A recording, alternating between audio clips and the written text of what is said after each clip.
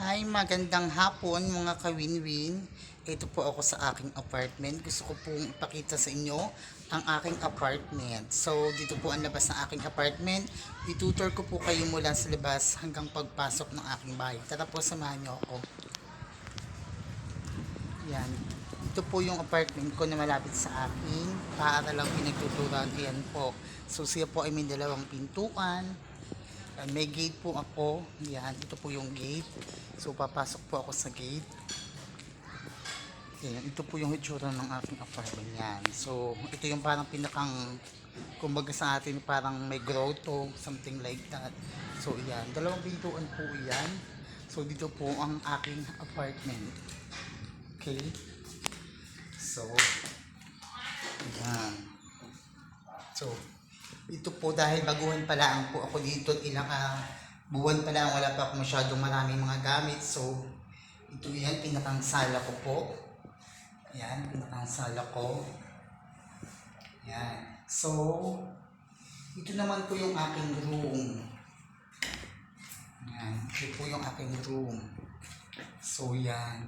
So, actually, kakakabit lang po kanina nung aircon, kaya medyo okay na siya kasi yung luma po ay masyadong maingay, kaya siguro medyo mahal ang bill ng aking kuryente.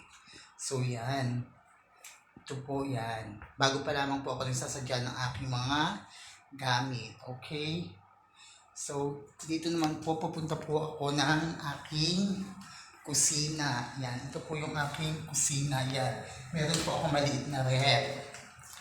Syempre, may mga stock din po ako yan. Hindi naman po ako nagmamaigihan. Yan. Siyempre nag-i-stock din po ako para po sa aking pang araw-araw na pangangailangan. Ito naman po yung CR. Ito po yung CR. Yan. Ito po yung CR ko. Yan. So, itutur ko naman po kayo sa aking kusina. Actually, nagluluto po ako.